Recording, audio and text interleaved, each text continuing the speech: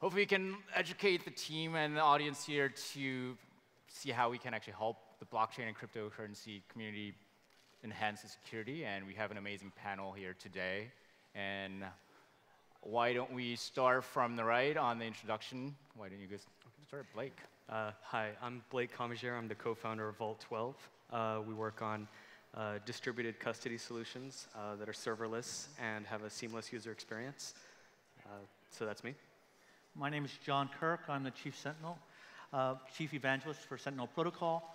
And basically what we provide is the world's first crowdsourced threat intelligence platform to protect valuable crypto tokens from hacks, scams, and fraud, and to help establish a decentralized yet safely connected cryptocurrency world. Hello, my name is Natalia Karayaneva. I'm the CEO of Propi, the company that automates real estate purchases and introduces title management on blockchain, as well as trying to protect real estate industry from fraud cases. We did our token sale last year, and so I'm happy here to share what security problems we have issued during our token sale and post-token sale. And I'm McGregor, Global Head of Security and Partner at TLDR Capital. Best way to describe TLDR is, if you had to look at us as a family, we are a brother to Kinetic. So we are an investment advisory firm, with one exception. We have a security practice, both digital and physical security, centered around protecting not only our investments and strategic partners, but also providing secure custody solutions for high net worth individuals. My past, I come in from the FBI, so a cyber special agent in New York and DC, where I've pretty much investigated every major hack that happened between 2009 and 2015, arrested a bunch of hackers, disrupted a lot of attacks, and then decided to build some cybersecurity software, and now in this space. And you're all under arrest.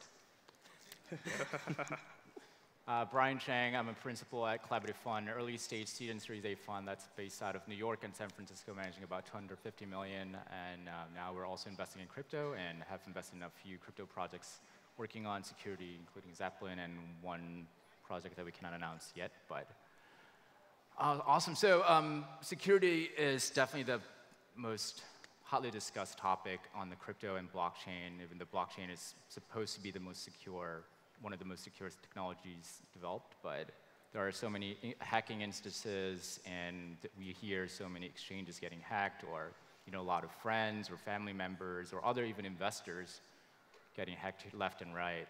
So maybe we can just get started with our experience, whether it's directly related to you personally or indirectly, any hacking or theft instances. I think we can all agree that there's a lot of hacking in the world, but what we're starting to realize is that there's a lot of money in this space, and so those same hacks are now being focused on the room here. Unfortunately, I get a lot of phone calls from exchanges and CEOs that have been hacked. I had 2 today, actually. So usually I'm the phone call for how do I fix what is becoming a major problem to my life, my brand, and my reputation. And so I see that it's not going to end until we start having a better ecosystem of respecting the fact that cybersecurity needs to be implemented and understanding that it takes all of us to really think about security together, because otherwise we're going to leave someone out in the dry to get hacked. Last year and half of this year, they've been about $1 billion in cryptocurrencies stolen from exchanges and from ICO founders. And this, of course, impacts the industry badly because the governments and leaders in corporations are hesitant to the security of the system. They blame that blockchains are not secure, but rather the execution of blockchain application is not here yet. And we entrepreneurs dealing with blockchain projects are responsible to implement smart contracts and dApps in a way they wouldn't fail. And I feel that this is a great responsibility on our shoulders, and all the new ICO founders have to be really responsible and test their smart contracts and not to hurry up and pay all attention to marketing and legal advisory, but also to audit the smart contracts and to manage their assets accordingly so that those hacks do not happen in that scale that is happening today. I mean, I'm going to pick on Blake because we, yeah, I told you I like to just like be crazy on stage. Let's do it. Because we were talking beforehand about just secure SDLC and trying to find developers, and you made a good point on the fact that you're trying to hire developers that maybe have a year or two of experience, and so I can't imagine that they have a lot of security and product vulnerability experience to go on top of that. Right, and I think as we're building a product that is focused on literally like securely storing your private keys, one of the struggles we've had in hiring is finding people with appropriate experience, because traditionally it's not uncommon to have an attitude of like, oh, okay, we're in this particular industry, and for an entry-level position we want someone with 5 years of experience. And that is just not a luxury we're getting here in this space. So the things we're looking for is people that do have, security experience, of course, right? But decentralized security experience is a really different beast, right? And so, I mean, we see it time and again where folks, that we're talking to, their attitude and their approach is like, oh, well, okay.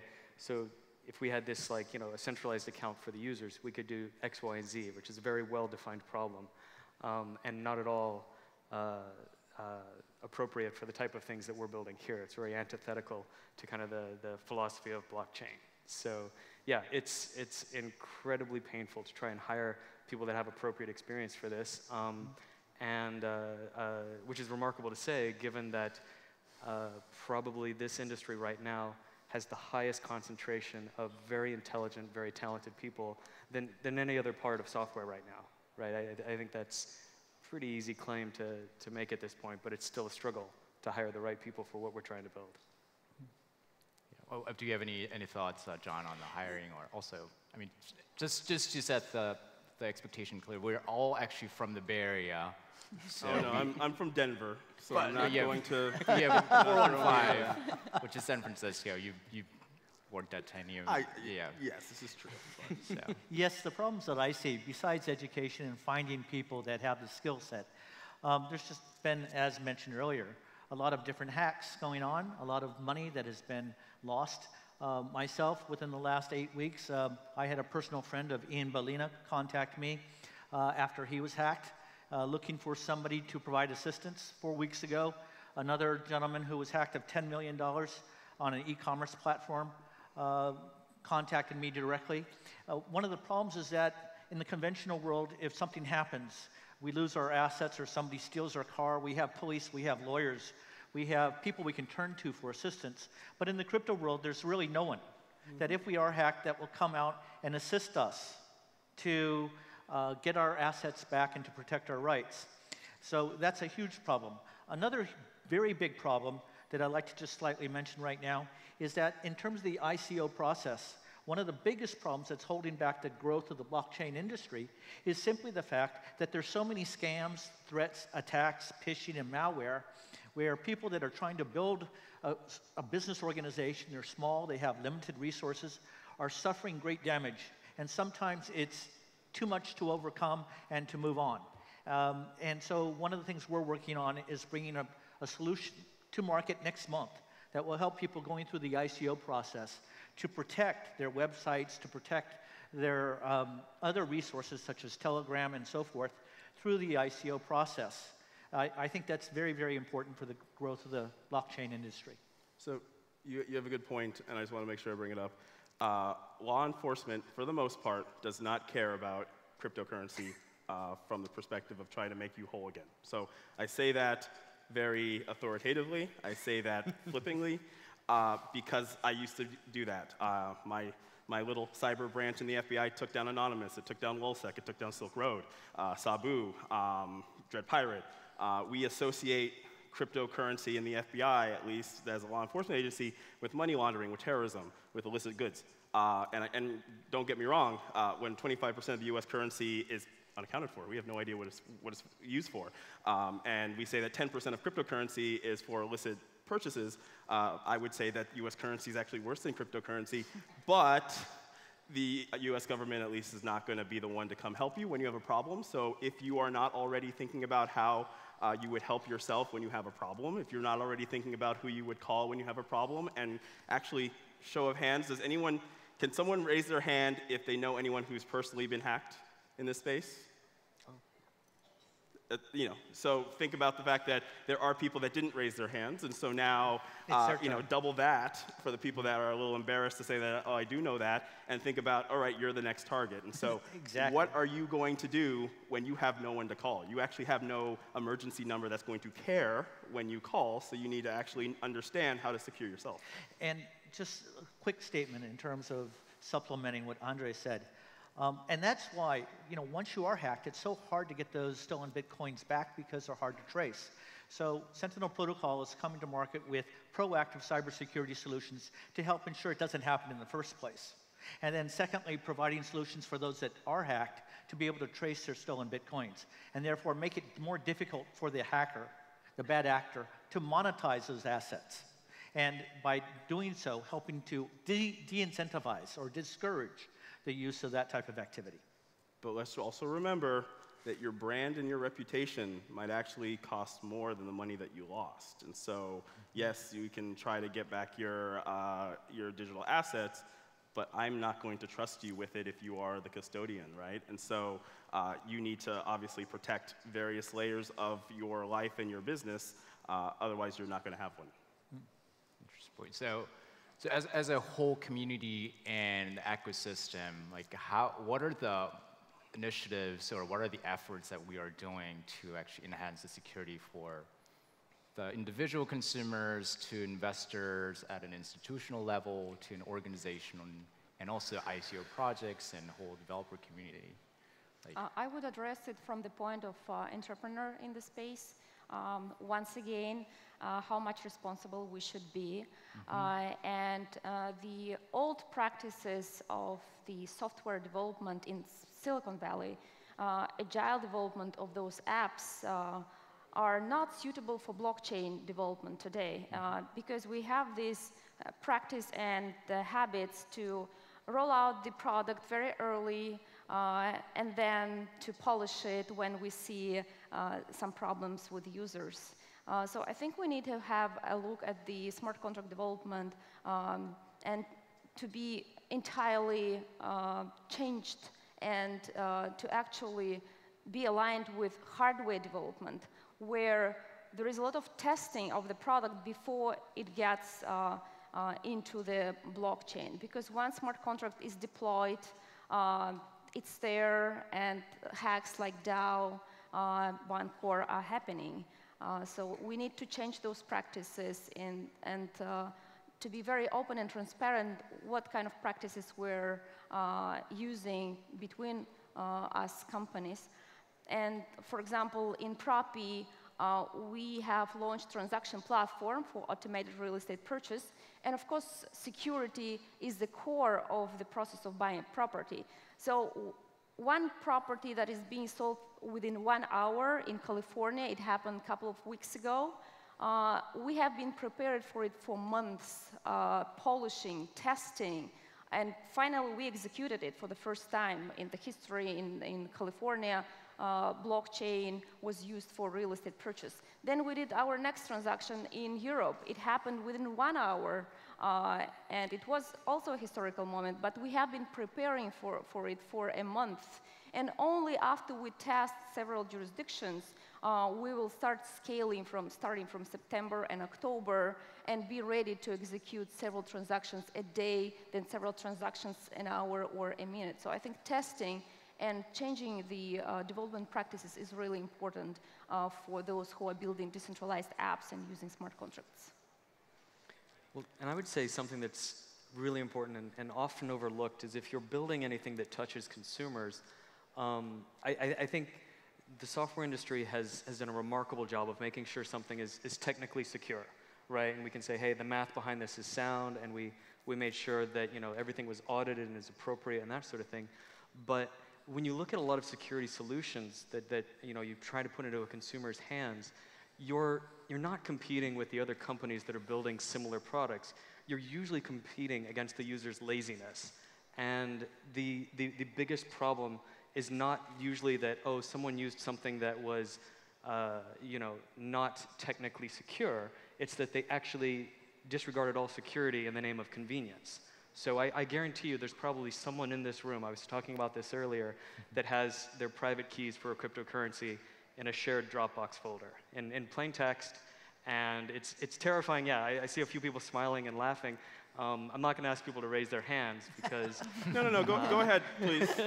I would love to see your badge. And I'd love to know if you're on the hotel network at the moment. So, yeah, I think that the problem is that we see time and again is that users don't implement basic security practices because they are inconvenient. And so, when you see things like, I think PGP is an excellent example of a mechanism that could have secured messaging, and nobody used it except for tinfoil hat people like me for the longest time. The reality is we didn't get end-to-end encryption messaging until the user literally had to do nothing in order to have it. And so when you see services that are now offering that, it's not because we said, hey, be sure to download this random app and move your mouse around to generate some entropy so we can generate a public-private key pairing. It was, hey, guess what? This just magically happens, and the average user doesn't have to know a thing about security. Because if you make them do work, they are 9 times out of 10 going to do the insecure, convenient thing. And all of your hard work and very impressive security solution is irrelevant if the user doesn't even use it.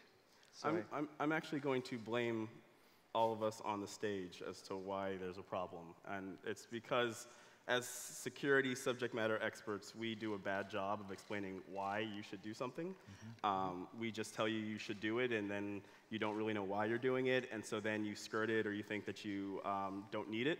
And this sounds really bad, but when I was IT director at a pharmaceutical company, I used to say I treat my users like toddlers, because no matter what I tell them, don't put that fork in the electrical outlet, they're going to try to do that. And so I put a cover over it, and they pull the cover off, and I put tape on it, and they pull tape off, which means I need to do a much better job of just getting rid of the electrical outlet so that I don't shock my toddler.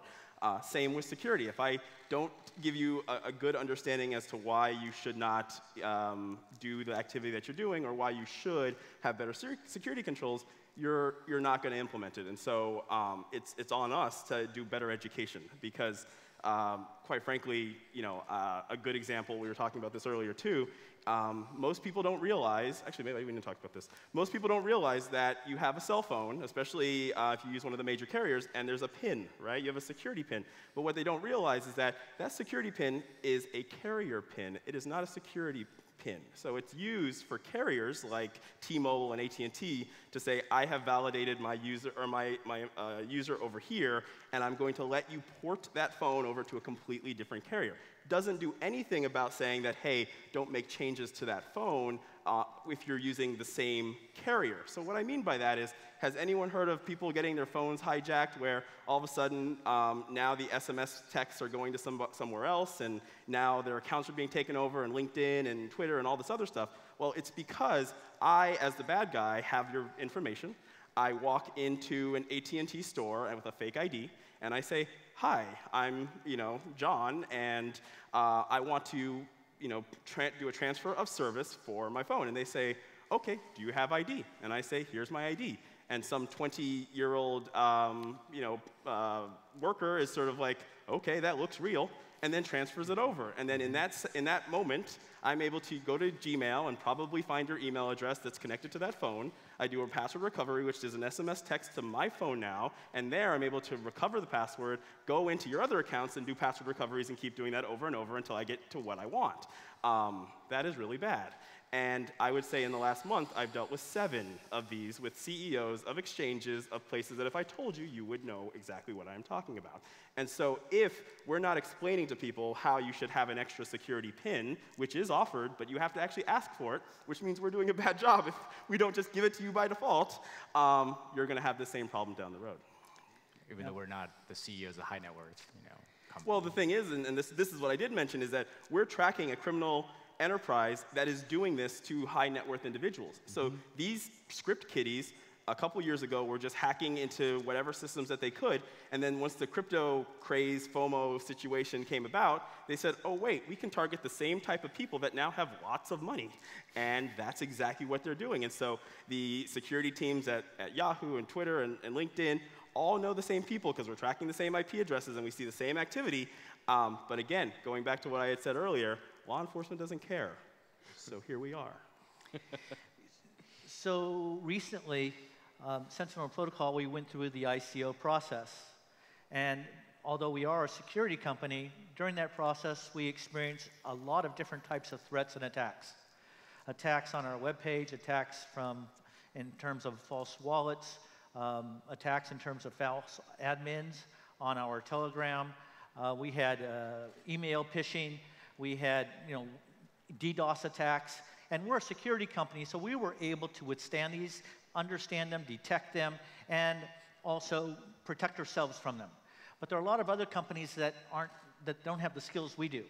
So we're basically taking the experience that we learned firsthand, and we have decided to use this as our first use case.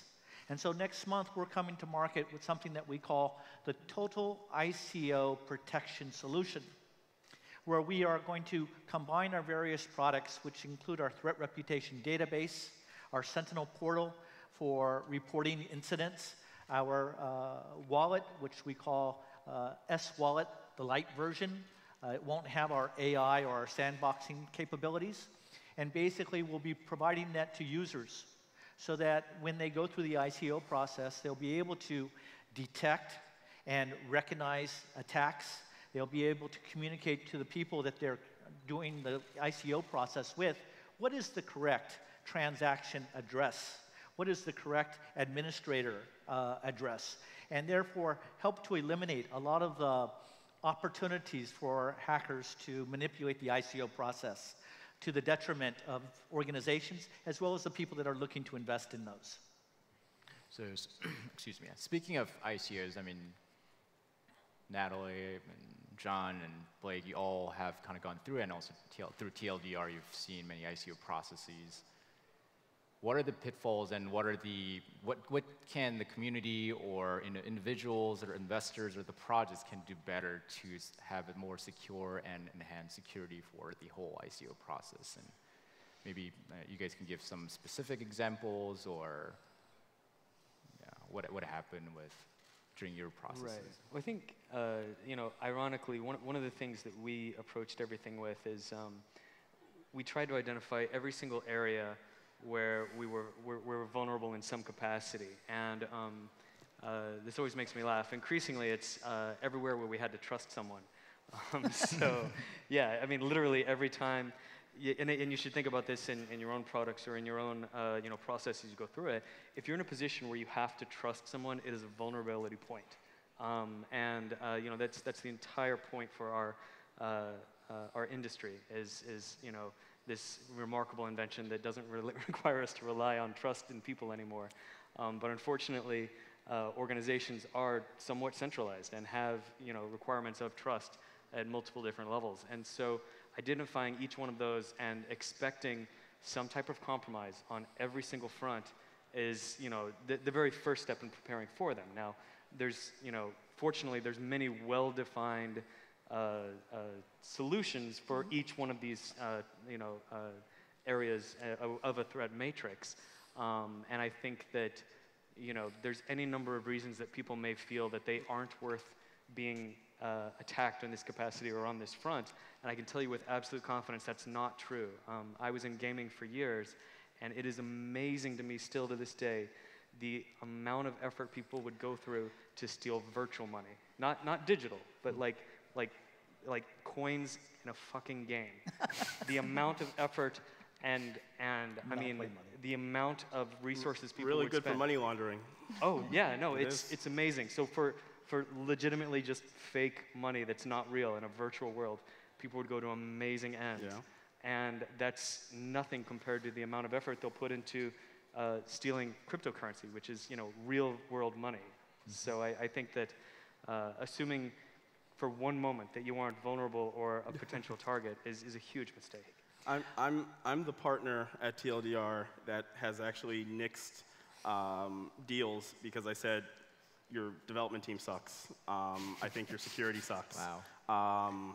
And I don't have time to deal with it when you have a problem and it's 3 o'clock in the morning and I want to go to bed. Yeah. And so There's no point in investing if it's going to get taken away. Right, and that's the thing. Like, the reason I left a very stable job in the government with a pension and left a hot billion-dollar startup in the Valley to come to a very volatile industry that is, crypto, was the fact that I really believe in what we're trying to do of, allowing for trust in a trustless world, because I was just sick and tired of going from breach after breach and saying, okay, you've lost 10 million records, you've lost 100 million records, you've allowed access into these systems, and everyone's just like, oh, okay, right? Like, at this point, everyone's sort of numb, like, okay, my stuff is out there, like, what else, what can I do? And you're right, what else can you do? There's nothing you can do, because we suck at security at the level of putting it all in a centralized place and forgetting some security control and having some junior administrator that doesn't really understand security,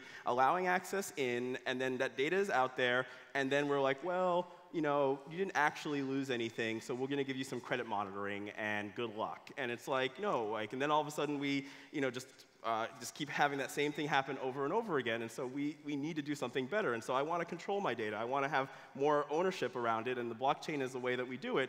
But there's a people aspect that we still forget. The people aspect is that I can get to any single one of you. I promise you I can. I'm not going to because I'm a good guy, but the bad guy can. And in that respect, how am I going to compromise you? Am I going to compromise your systems? Am I going to compromise your reputation? Am I going to compromise your friendship with other people? So when people say, like, oh, I have nothing to hide, it's, okay, that's true. You may not have nothing to hide, but if I can get access to your father, and your father has a lot to hide, well, I've just compromised your father through you when you thought that you were perfectly fine. And so we have to do much better in the community. And the thing is that when we give you the tools and say, this is what you should do to protect yourself, it's nothing spectacular. This stuff has been written already. There's frameworks already out there to tell you what you should and should not be doing, but you just don't understand where you should start. You don't want to boil the ocean and say, I need to do everything, and then also you don't want to get to the point where it's like, well, I'm distributed, and I got 10 people across 5 different countries, and we're all working out of our home office. We don't need to do this, and we don't need to do that. Yes, you do, but we can create it in a way where you're actually doing it in a solution that makes sense for your organization. So I'd like to add that in terms of the blockchain world, blockchain is no panacea. And if we look around, there are people in this trustless world of blockchain need somebody to turn to. They need somebody to trust. So we're augmenting our technology offerings with a group of people that we call the Sentinels. And everybody can be a Sentinel. We're going to have security experts, we're going to have organizations, we're going to have individuals that will be providing, contributing threat intelligence. And therefore, our database that will have whitelist and blacklist will be very rich, full of information, much more so than any particular security provider.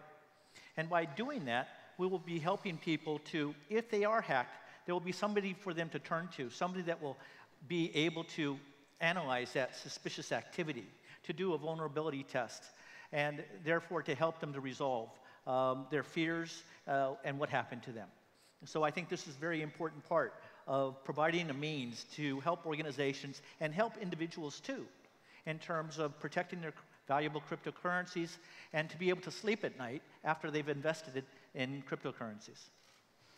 So during our talk and sale at Propi, we've been in anxiety for 4 weeks, every day looking at the emails, phishing attacks. We had thousands of attacks daily on our website. Meanwhile, our CTO is a cybersecurity specialist. So you can imagine that we paid attention to the security aspect a lot, and we even hired several external companies to check if we missed something. And I think in the blockchain sector, it's not about blockchain specialists. It's about cybersecurity experts in general, because all the apps right now, they have the centralized user interface so far.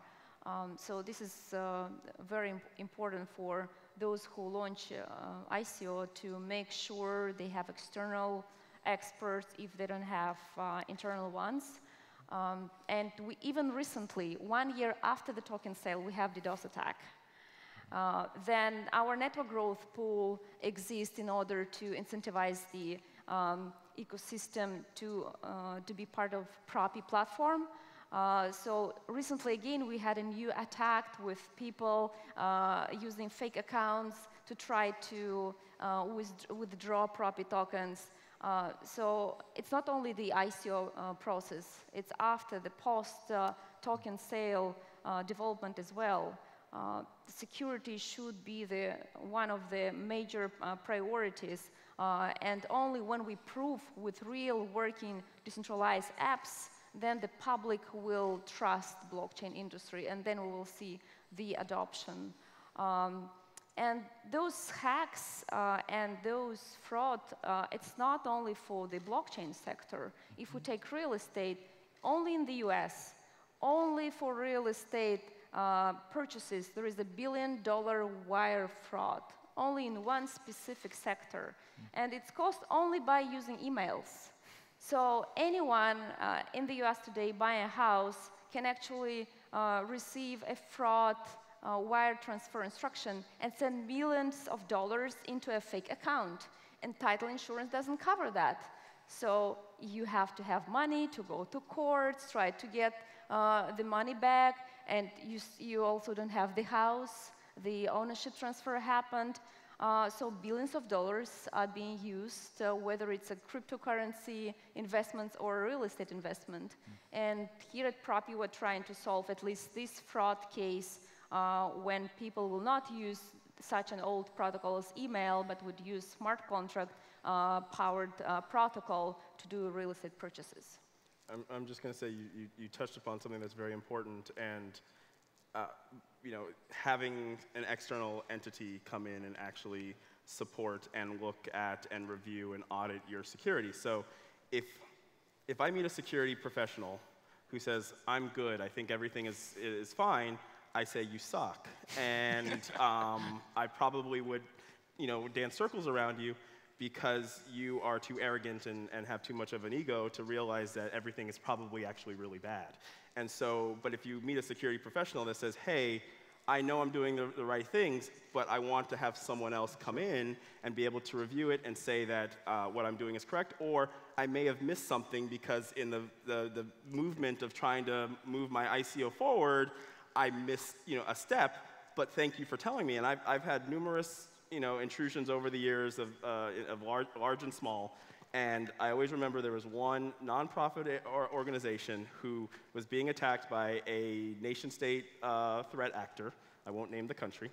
And they couldn't make any headway. And so finally, we're there, and I'm having a conversation with the CISO.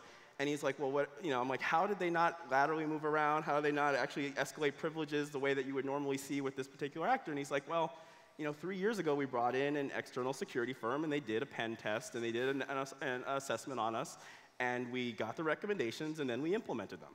And then 2 years ago, we brought in a different company, and they came in and did an assessment. They found some more changes, and we did the same. And then last year, we did the same, and you know, by the time this happened, we had implemented all the corrections that were asked of us, so they had nowhere to go because we actually did everything right. And I said, honestly, I'm going to have you come to the FBI office and talk to our entire, you know, a set of cyber agents, because this is rare. Like, I never see someone that can be willing to be that vulnerable and say, hey, I don't know everything. I'm willing to let somebody else in and come and do an assessment and come do an audit and tell me what I'm doing wrong because I want to do the right thing. And so that's what we need to be doing in this community. And you know, I will say we do that at TLDR, but please don't call me. I've got way too much business as is. I seek out the desire to build a community of people that are all trusted in the community that can do these audits and assessments, because I'm not here in Korea. Just be honest. Maybe one day I will, but I'm not. And it would be nice to have a company out here that we trust, that we can say, okay, when you are going through your ICO, or you are bringing your team together, or you've been established for a while, oh, go talk to this company because we know that they do a good job. Or, oh, go talk to this company in Japan because we know that they do a good job, because we can't do everything ourselves.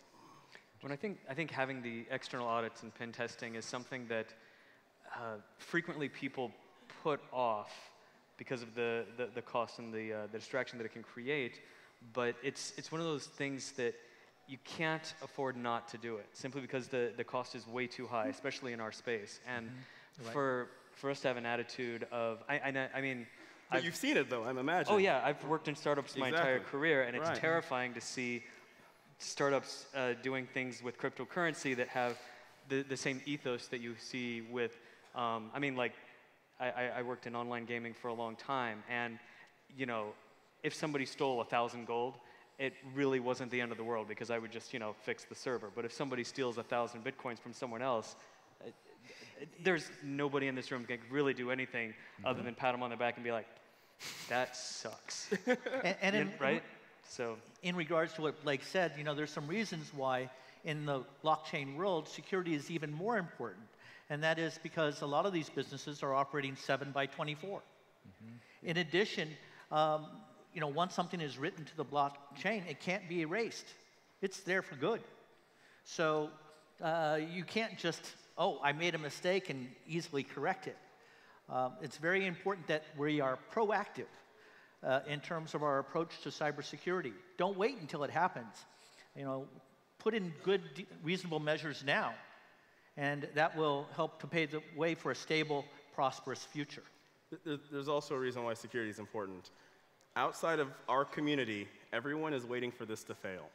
And so they're looking for that reason to not, the institutional investor, I don't want to go in because I'm concerned about where my money is or who these people are, or it's just not regulated. Like, I'm working with the CFTC right now and appointed to try to create cybersecurity regulations to get more institutional investors in. Or my mother, I love my mother, but she's like, I don't know what you're doing. Why'd you quit your job that you have a paycheck to take this stuff that doesn't exist? Like, you can't even hold it. And I'm like, so everyone is sort of waiting for that fall to happen, which obviously we all want it to elevate to a point where we're like, haha, told you.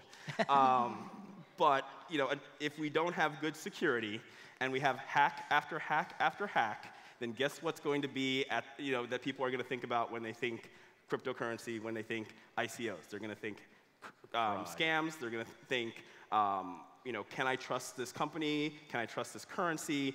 And what's crazy is up until, say, 2012, you never saw any article on CNN that talked about hacking.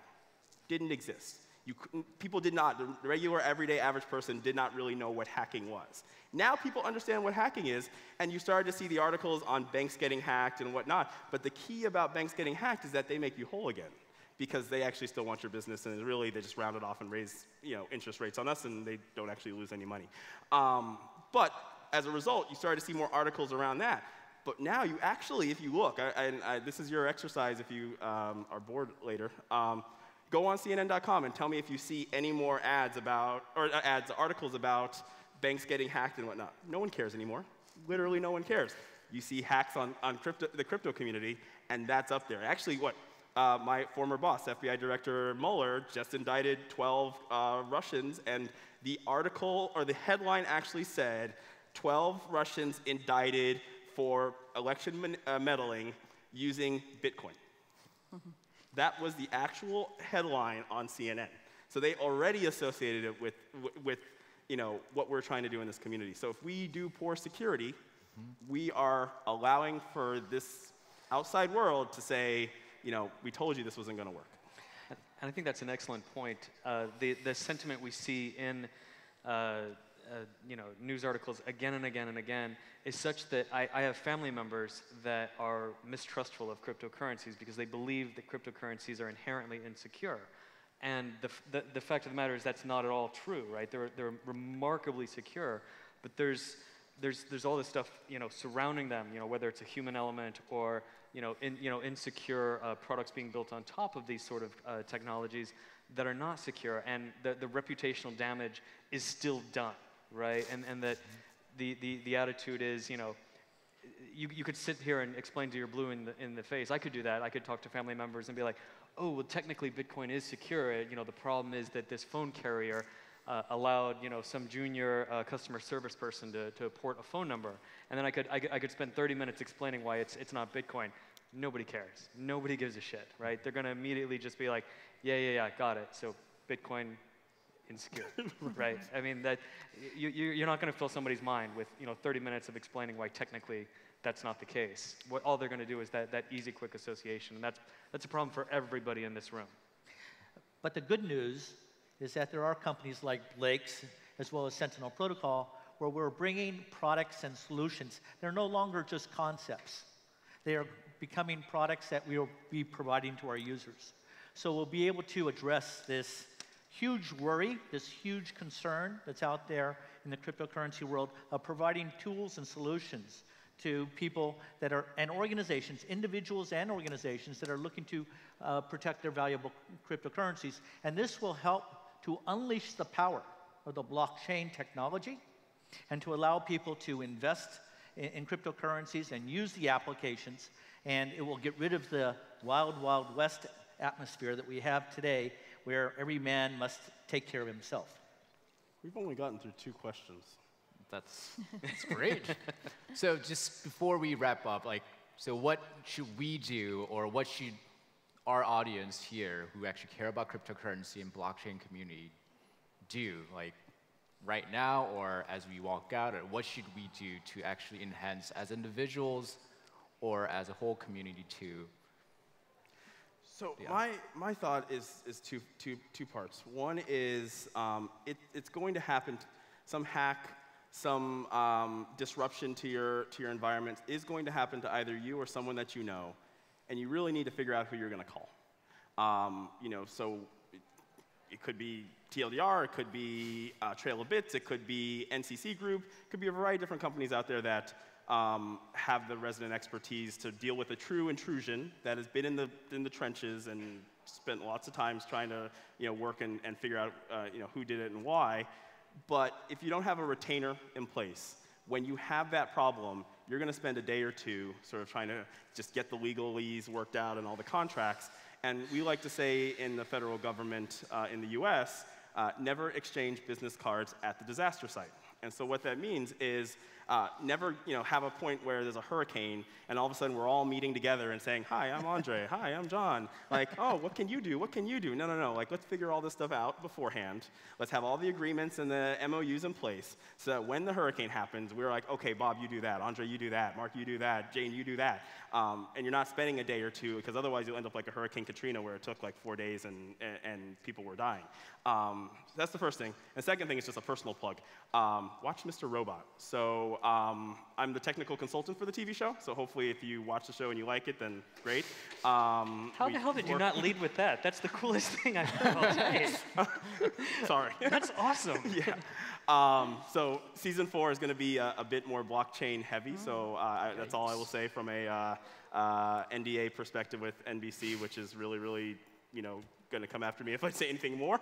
But we're making it, we try to make a show so that everyone can understand how easy it is to be compromised in this insecure world. And so, that's the plan. How do we make it easier for people to understand? And there's the controls that we put in place, but there's also cinema. And it's been fun for the last 3 years working on the show and trying to actually, create a hacking show that people understand. That is so cool. Great. Natalie, you have any thoughts for the audience or last comments? It's really great to see Silicon Valley serious and the robot to cover such topics like blockchain and cryptocurrencies, even though they mostly make fun of how insecure it is. Because it is insecure. Yeah, but it's not the actual technology, the people that are not the blockchain, the apps, the people. but yeah, that's another way to build awareness in the community and globally in the other non-blockchain sectors. But from our perspective, as again ICO founders, we've launched a blog post after our token sale at blog.propi.com, actually with advices on how to launch an ICO and what are the security measures that needed to be done to make a successful ICO without harming reputation with hacks and stealing the crypto funds. And of course, from the end user perspective, the simple advices are like not to have your name for the mobile career, better to establish a company and move the mobile phone on the company. Then also for the founders that are raising a lot of money, to have multi-sig accounts, to have to diversify the storages between cold and the others one. There are many other aspects that founders that have raised money should be aware of. One of them also confidentiality, so don't share with the public how exactly you store their money, who amongst the founders are responsible for the funds. So that's from the perspective of how to make sure that the funds will stay within the company. Cool. Great. I'd like to add that my advice would be update your software products. Amazing. Be proactive. Take a look at the Sentinel Protocol webpage at sentinelprotocol.io. And I'd like to invite all of you to become a Sentinel. Join us. And working together, we can do security by the people, for the people. And I think, you know, certainly we spend a lot of time talking about how, you know, you should do auditing and pen testing on your company. You should also do it in your personal life. I think way too frequently people overlook that. Yeah. It's very easy to be, you know, nonchalant and throw away things like, to have an attitude like, oh, my Instagram account is irrelevant, so the fact that I use the word password as my password there is not a problem for me. But I guarantee you there's at least 5 people in this room that could completely turn your life upside down if they got a hold of your Instagram account, all right? And use that to like jump from that place to many others. So I think doing so in your personal life is incredibly important. You'd be amazed how easy it is to be vulnerable to identity theft and all the damage someone can do, not just in your personal life, but then to your company as well. And so I think it's easy to overlook these things and say they're not important, but do the same sort of like disciplined pen testing and auditing on your personal life as well as your work, because it's a vulnerability that will be exploited. I mean, I'm just going to add, because of you mentioned passwords, like if you have a password that's under 13 characters, I can hack it. So think about that. We'll just leave it at that, because you know that's where we are. So if you're logging into your computer and that password is less than 13 characters, then you should change that and make it more than 12 characters. The funny thing is that if you, I love learning, again, why? Why do we do things? Why do we change our passwords every 90 days? Does anyone know? Does anyone know the actual reason why we change our passwords every 90 days? Like, that's a very specific number. It's because in the 1970s, Microsoft went to the NSA and said, with your Cray computers, how long would it take to crack one of our passwords? And so they came back and said, it would take 91 days. That is exactly why we change our passwords every. So that was like in the 70s, like late 70s. Like, things have changed. It takes seconds with rainbow tables and a variety of different things that we can use, and password entropy and all this other stuff, which is things that we should be thinking about. But the point of it is, we have to understand why we're doing something, because if we don't, we just do it because we're told that we should do it. With that, update your passwords and round of applause.